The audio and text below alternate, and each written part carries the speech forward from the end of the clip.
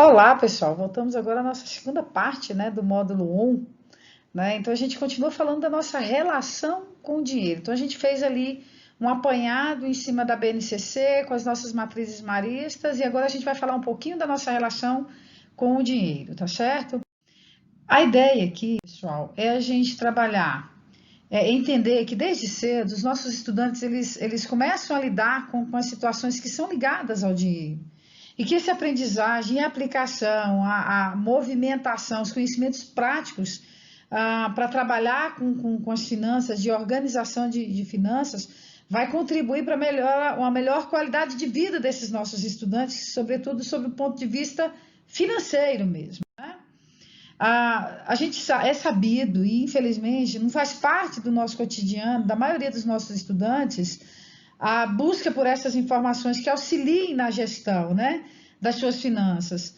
Então, para agravar isso, a situação ainda não há uma cultura coletiva, sobretudo no nosso país, né, ou uma preocupação da sociedade organizada com relação a esse tema. Isso até meados ali de 2014, de 2015.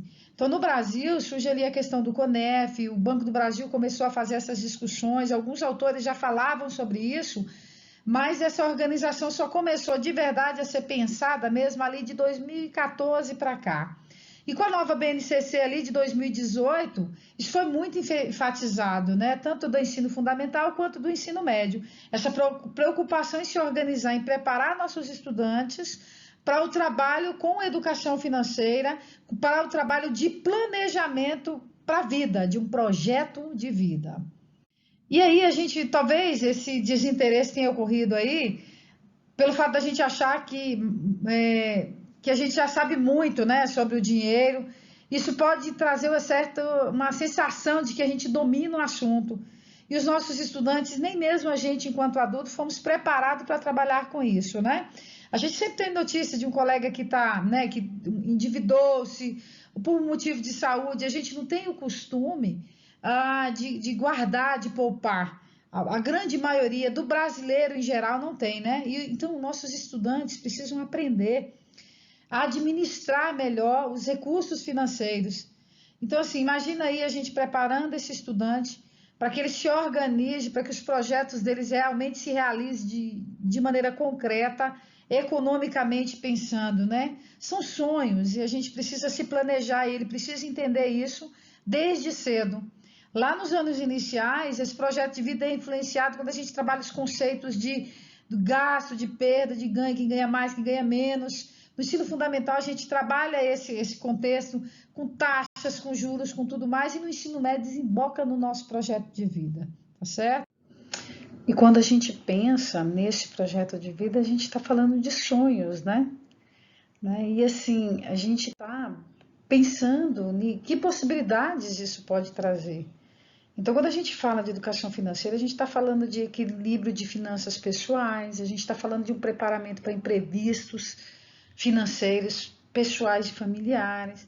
A gente está falando de uma preparação para a aposentadoria mesmo. A maioria das vezes os jovens não pensam na aposentadoria e de que eles vão envelhecer, e, no entanto, todo ser humano envelhece, a gente precisa se preocupar, qualificar esse estudante para usar os recursos de maneira adequada, né? Esses recursos financeiros que ele obtiver, preparar o caminho para a realização desses sonhos, enfim, tornar a vida desse estudante melhor.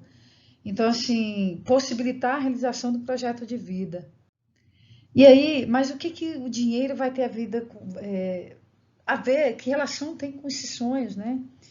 A gente tem que entender que o ser humano ele é movido pelos sonhos.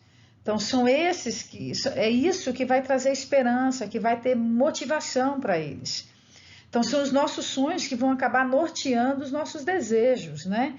Então sonhar é ao mesmo tempo desejar e desejar às vezes não é sonhar.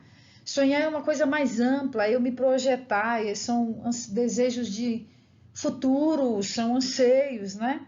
Então, o sonho é onde a gente imagina, onde você imagina onde você quer chegar. E a gente precisa fazer com que o nosso estudante tenha essa perspectiva de entender que ele pode sonhar, mas ele precisa se planejar, pisar numa terra sólida, né? Então, a gente precisa pensar aí nos passos para a realização desse sonho. Então, o estudante, a gente precisa dialogar para ele saber onde é que ele quer chegar, quais são as metas que ele quer, que ele estabelece de maneira clara e objetiva. Que projeto é esse, né? Então ele precisa internalizar uma visão de futuro que é na perspectiva de um projeto de vida, na realização de um projeto, de um sonho. Ele precisa entender que dentro dessa realização desse sonho, ele vai ter uma caminhada e que algumas vezes essa caminhada vai ser para frente e outras vezes essa caminhada vai ser para trás. E que isso vai depender muito do planejamento que ele tem. E que essa caminhada para trás ou para frente, ele precisa também comemorar, porque isso vai trazer para ele um amadurecimento de vida, um conhecimento de vida, um arcabouço aí, vai, digamos ali, a gente brinca, né? Vai endurecer aqui, né? O ombro para poder carregar, que a vida não é fácil, ele precisa entender isso. E essas escolhas vão influenciar.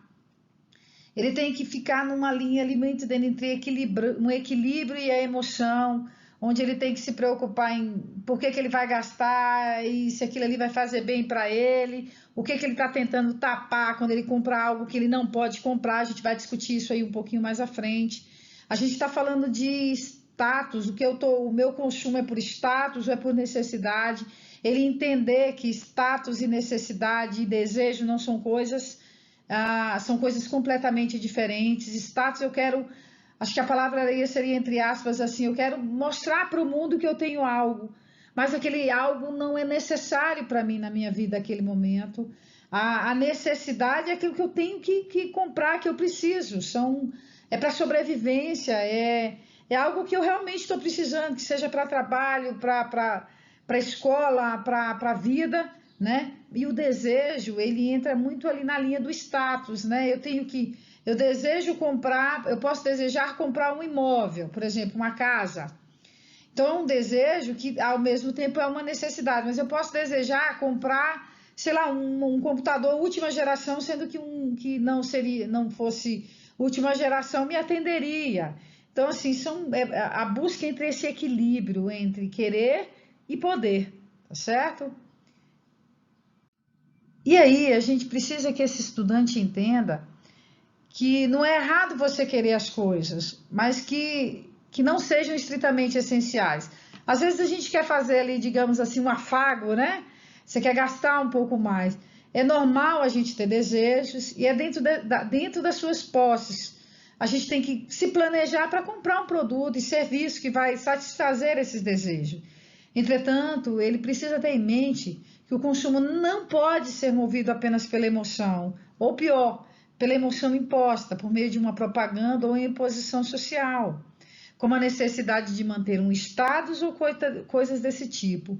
Então, a gente, quando trabalha a questão da educação financeira, a gente está falando de um projeto de vida, a gente está falando de um conhecimento pessoal, uma significância para aquilo que a gente está fazendo ou que a gente pretende fazer. Tudo bem? E aí, pessoal, a gente chega naquela questão da troca intertemporal, né?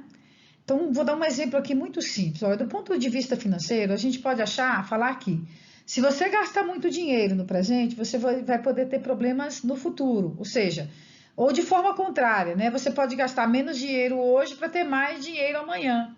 Então, a gente pode pensar nisso como uma escolha no tempo. Daí um nome que a gente chama de troca intertemporal.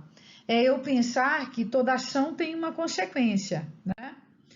E a gente precisa imaginar o seguinte: quando eu falo de troca intertemporal, eu estou falando de um planejamento.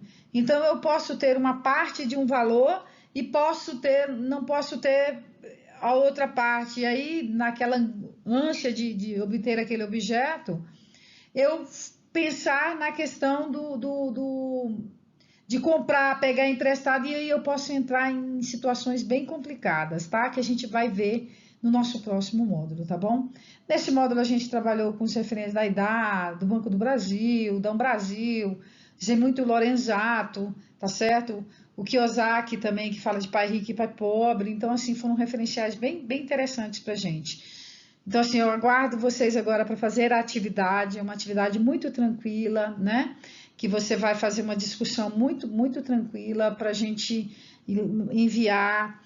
Participem dos fóruns, não deixe para participar de última hora, tá? Grande abraço, até o próximo módulo.